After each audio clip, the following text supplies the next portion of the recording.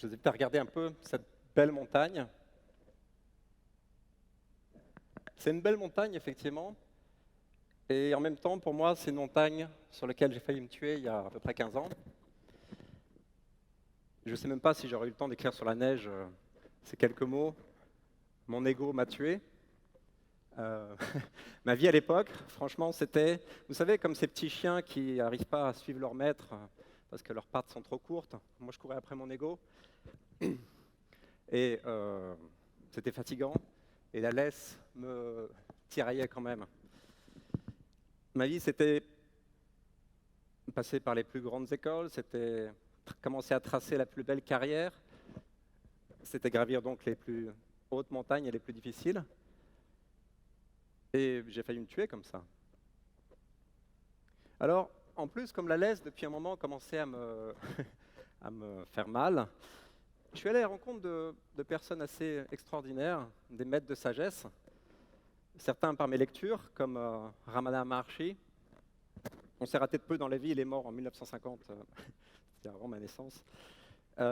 Et puis d'autres en personne, que j'ai eu la chance de rencontrer en personne, comme Arnaud Desjardins, mort il y a 2 ans, et Thich Nhat Hanh, encore en vie.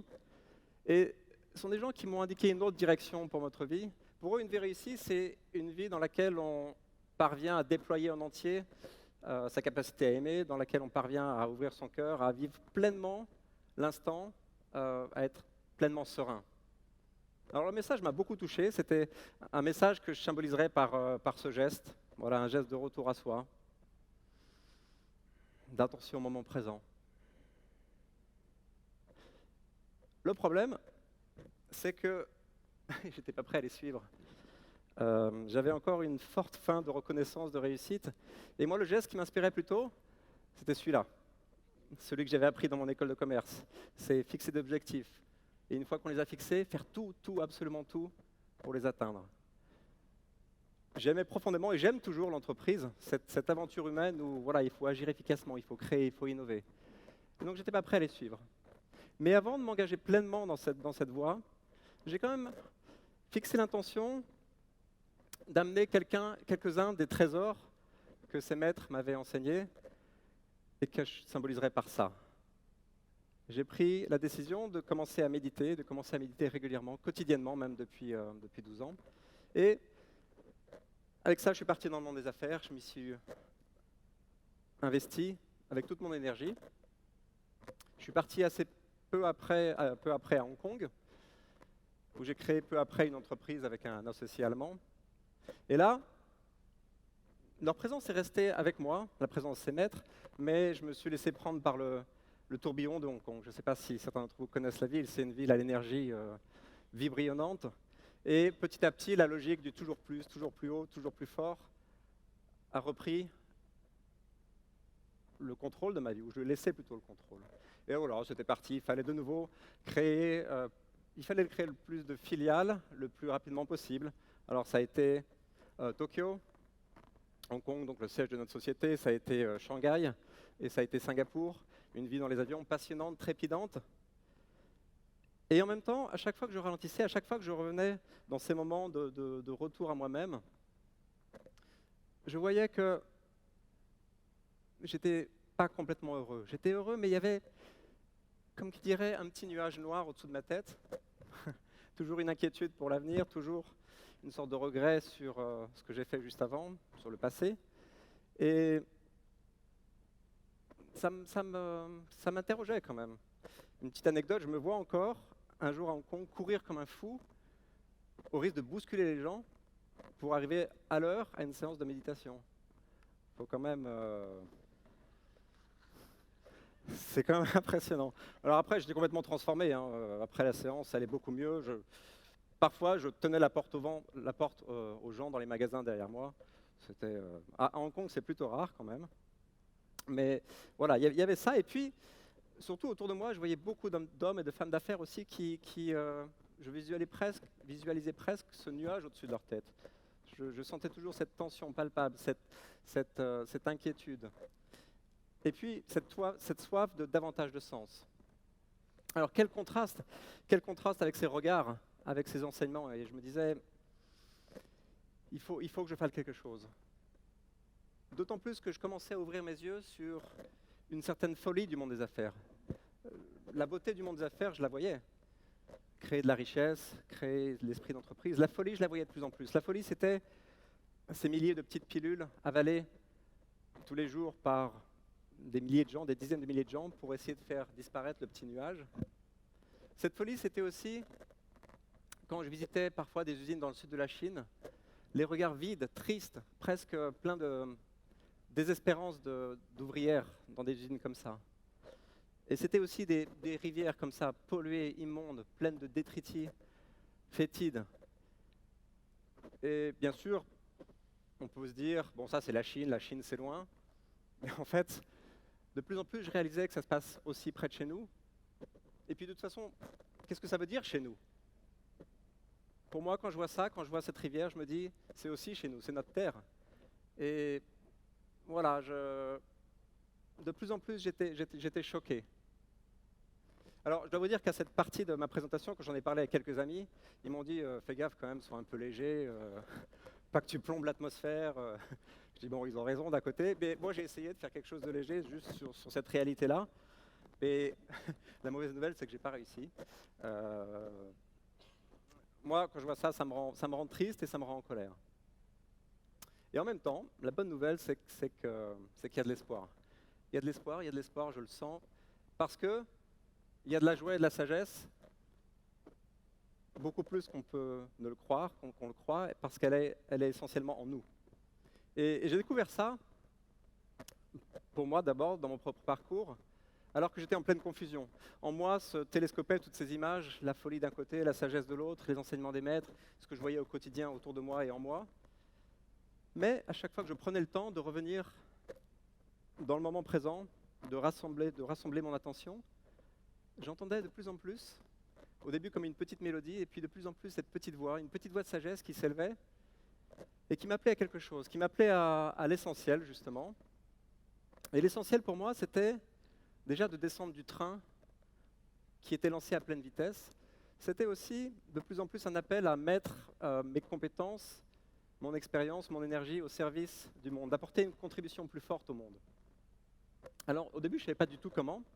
Et puis petit à petit, en continuant à me mettre à l'écoute de cette voix de sagesse, il a commencé à émerger une métaphore, une image. Et cette image, c'est celle-ci, un pont. Un pont qui est au Japon, pour ceux d'entre vous qui sont allés. Un pont entre la sagesse et les affaires. Alors, un pont entre la sagesse et les affaires, on peut se dire, oui, d'accord, mais concrètement. Parce qu'il faut que ce soit concret. Pour moi, la sagesse, fondamentalement, il faut que ce soit concret. On peut y penser le matin en se rasant, et voilà, ça ne va jamais rien changer. Pour moi, la sagesse, c'est une pratique. Et c'est d'ailleurs comme ça que les philosophes dans l'Antiquité le concevaient. Les épicuriens, les stoïciens, pour eux, avant tout, la philosophie, c'était une pratique au quotidien. Alors, pour moi, par exemple, la pratique de la méditation, c'est une forme concrète de mise en application de la sagesse, qui ne marche pas toujours, mais c'est déjà un effort de pratique.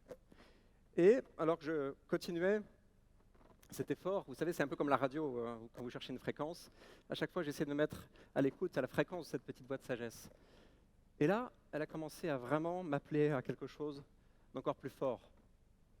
De plus en plus, elle m'a appelé à visualiser un réseau dans le monde de centres de sagesse, de lieux apaisants, structurants, porteurs de sens, de lieux élégants et sobres en même temps, en pleine nature, qui seraient à proximité, 30 minutes, 45 minutes, du centre des affaires des grandes villes du monde.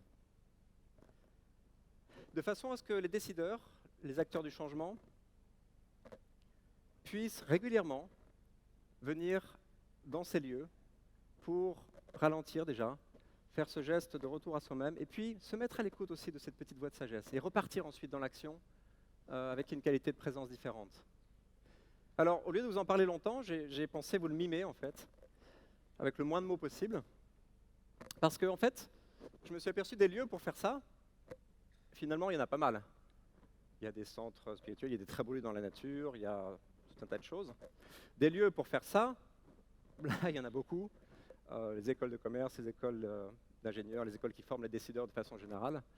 Mais des lieux qui font et qui proposent ce que je vais juste montrer maintenant, à ma connaissance, il n'y en a pas. Des lieux qui s'adressent aux gens qui sont à fond dans l'action. Leur proposer déjà quelques minutes de repos, s'arrêter, poser l'attention sur le moment présent, faire ce geste où la respiration, le souffle devient plus naturel, plus conscient. Et puis, à force qu'on se met à l'écoute de cette moi de sagesse, sentir qu'il y a de nouveau un mouvement qui se met en place, et c'est un mouvement beaucoup plus conscient, beaucoup plus lent, mais aussi beaucoup plus efficace. Et parfois la direction change aussi, parce que les priorités changent.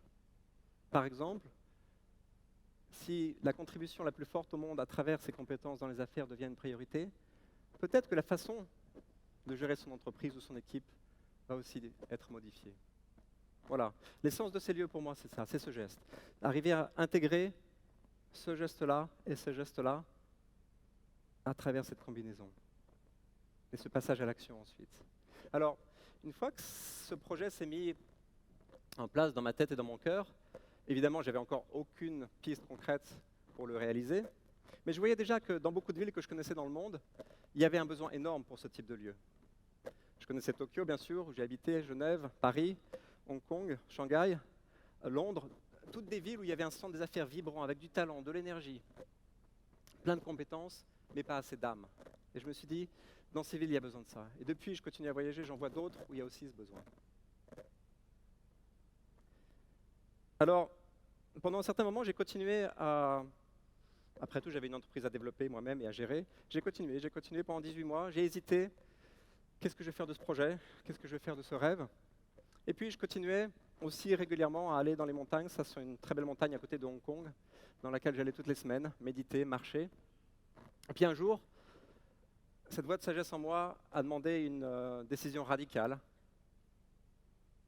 Et ce qu'elle a demandé, c'est vends ton entreprise, donne-toi, investis-toi complètement dans ce projet. Et là, ma réponse, ça a été pas question. Pas question. J'ai mon associé. Cette boîte, j'ai travaillé très dur pour la développer. J'ai pas envie de perdre mon statut. Et puis, c'est beaucoup trop tôt pour la vendre. Elle commence juste à prendre de la valeur. Voilà, donc il y a eu toute une sorte d'aller-retour. Et puis finalement, un jour, j'ai décidé de franchir le pas. Et ce qui s'est passé après, ça a été vraiment extraordinaire pour moi. Il y a eu d'abord une transformation intérieure. Et puis, plein d'événements qui se sont produits de façon très rapprochée. D'abord, la transformation intérieure, ça a été... Je ne vais pas vous en parler en fait trop, je vais aussi vous montrer là plutôt. En termes de transformation intérieure, il faut que je vous montre. T'as dit que s'il se passe des choses... voilà. Ça c'est un oiseau que j'aime bien. Et j'ai senti en moi une créativité, une joie, une liberté que j'avais jamais connue, même enfant. Et voilà, moi il me plaît cet oiseau et je me sens de plus en plus proche de ce que je peux imaginer qu'est la vie de cet oiseau. Et quand j'ai préparé le talk avec ma petite femme, qui est une grande femme, je lui ai dit, et si je leur montrais comment j'aime danser avec mon fils dans la cuisine, avec mon fils dans les bras, qui est trop petit pour s'échapper pour l'instant. Et elle m'a dit, je suis pas sûr que ce soit une bonne idée. Donc, vous ne verrez pas ça aujourd'hui. Mais ce que je peux vous dire, c'est, à part cette joie, cette créativité, c'est aussi ce que j'appellerais pour moi un retour d'exil. Le sentiment d'être revenu d'exil et d'être enfin complètement moi-même. Et ça, pour moi, ça n'avait pas de prix. Alors ça, c'est la transformation intérieure. Ensuite, ce qui a été extrêmement intéressant pour moi, c'est de voir ce qui s'est passé dans ma vie, les événements qui se sont produits. Et là, il y a eu un événement capital. C'est la rencontre avec un homme d'affaires, 53 ans, un homme d'affaires qui a fait tout un parcours aussi de réflexion sur sa vie, sur son rôle dans la vie, et qui est propriétaire d'un domaine de 600 hectares à une demi-heure de la Défense. 600 hectares, ça fait à peu près 2 fois Central Park, donc c'est grand, la plupart étant couverts par de la forêt, et qui, à ce stade de sa vie, s'est dit, mais voilà, ce domaine, mes compétences dans les affaires, je vais les mettre à contribution, je vais les apporter à ce projet, et on va construire ensemble ce premier monastère des temps modernes, ce lieu laïque, dans lequel l'appel à l'essentiel va résonner tellement fort que les gens vont venir s'y ressourcer et chercher, se mettre à l'écoute de cette voix intérieure. Donc voilà le domaine, une tour de la Défense, et puis une demi-heure plus loin, une demi-heure de voiture, ce château, 6000 m² de château, un domaine magnifique. Voilà, donc ça a été pour moi, cette rencontre, ça a été un cadeau formidable parce que je n'avais pas d'idée concrète comment j'allais réaliser ce projet, et cette personne est apparue dans ma vie. Alors, j'ai une invitation pour vous. Si, c'est vrai. Elle est là. Une invitation personnelle. Et c'est une invitation aussi à prendre régulièrement ces temps dans la nature, mais ça peut être aussi chez vous, ces temps pour vous mettre à l'écoute de cette petite voix de sagesse. Peut-être qu'au début, vous ne l'entendrez pas de façon très claire, mais je peux vous assurer que plus vous vous mettrez à son écoute, plus vous arriverez à la distinguer. Et l'enjeu, il est formidable. L'enjeu, il est pour vous. Il y a peut-être une voix qui vous attend, qui a encore plus de sens, qui a encore plus de joie, qui est porteuse de plus de joie et de créativité pour vous dans votre vie. On a été, dans notre société, aiguillés assez souvent sur des rails, qui sont peut-être très bien, mais peut-être qu'il y a des chemins de traverse que vous n'avez pas encore vus, où il y a justement plus de sens pour vous et plus de joie. Et votre petite voix de sagesse, elle les connaît, ces chemins de traverse. Elle sait les repérer. Il suffit juste de se mettre à son écoute. Donc l'enjeu, il est pour vous, mais il est aussi pour la société. Je suis convaincu que le monde, les défis qu'il y a dans le monde maintenant, demandent qu'on mette à contribution, on apporte toutes nos compétences et tous nos talents. Donc le monde aussi a besoin de votre petite voix de sagesse, de notre petite voix de sagesse. C'est très très important pour moi. Voilà, alors juste pour terminer, parce que vous avez vu que j'aime bien les gestes, j'ai pas pu danser sur la scène quand je le ferai avec mon fils. Mais pour terminer, voilà, en quelques mots, j'ai vraiment envie de vous dire que le monde a besoin de notre sagesse incarnée dans l'action. Merci.